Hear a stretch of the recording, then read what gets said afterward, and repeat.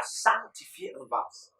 Et qu'est-ce que signifie le Saint-Esprit sanctifier un vase? C'est la dimension où il établit premièrement la sainteté de Dieu en vous. Il établit la nature de Dieu en vous. La nature de Dieu en vous. Cette nature qui est consacrée, cette nature qui est séparée de d'autres natures. Cette nature qui est tellement pure qu'elle ne peut pas voir le mal, qu'elle ne peut pas voir le péché. Cette nature qui est séparée du péché, séparée des ténèbres, séparée de l'obscurité, séparée du mal. Alléluia. Habakkuk 1, le verset 3, la Bible déclare: Dieu est si pur, Dieu est tellement saint qu'il ne peut voir le mal.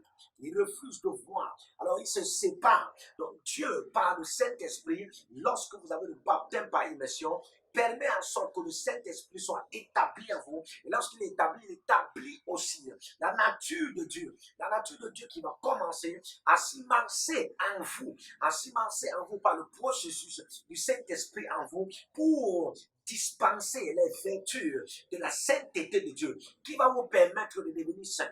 Alléluia. Donc c'est très impossible de devenir saint par des techniques, par des tactiques, par des secrets qu'on pourra enseigner d'une manière ou d'une autre. La base est d'abord le Saint-Esprit. Il y a des gens là, dans le corps de Christ, bien aimé, on peut en avoir 1000 personnes, 500 000 personnes dans une congrégation. Personne n'est né de nouveau. Même le pasteur. Alléluia.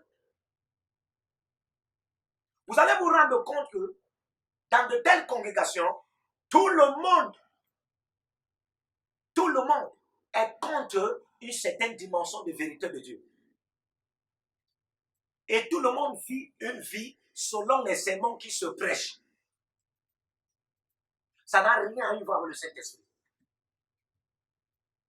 Mais ils vont vous dire, ils sont nés de nouveau. Bien aimé, tu n'es pas né de nouveau parce que tu as confessé Jésus. Tu n'es pas né de nouveau parce que tu as reçu le baptême par immersion. Tu as manqué le Saint-Esprit, tu n'es pas encore né de nouveau. La colère de l'homme n'accomplit pas la justice de Dieu. Comme pour dire, la justice de Dieu ne mène pas les gens en enfer. La justice de Dieu ne condamne pas les gens pour les mener en enfer. La justice de Dieu ne prêche pas aux gens pour les mener en enfer. La justice de Dieu n'enseigne pas le péché pour laisser les gens dans le péché. La justice de Dieu est remplie de compassion. Vous savez, lorsqu'on parle de la justice de Dieu, nous avons tendance à penser que c'est un fait de jugement.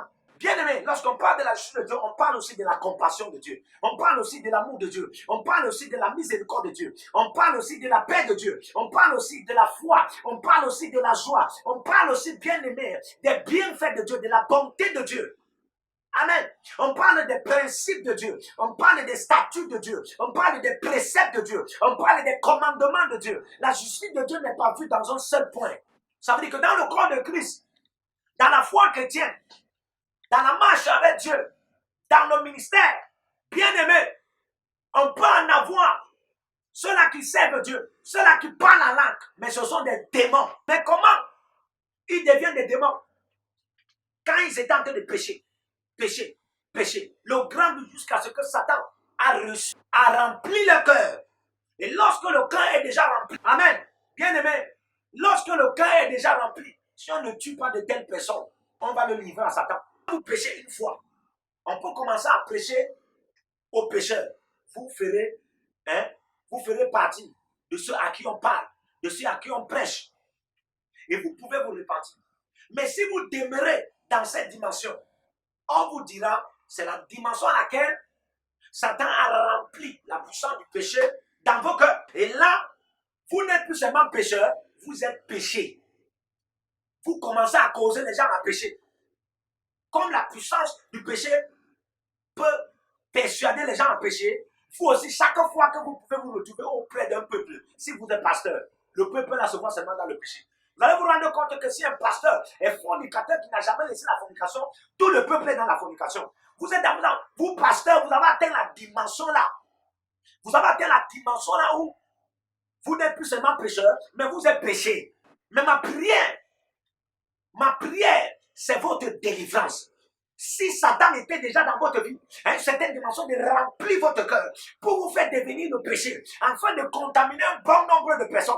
Pendant que je prie, je déclare votre délivrance au nom puissant de Jésus. On peut être délivré de la puissance du péché. Oui, un enfant de Dieu peut en avoir certaines dimensions, les dons, les mandats et les onctions, et puis contacter la dimension de la puissance du péché. Oui, mais écoutez-moi très bien. Par le Saint-Esprit, la Bible déclare, l'Esprit convainc le péché.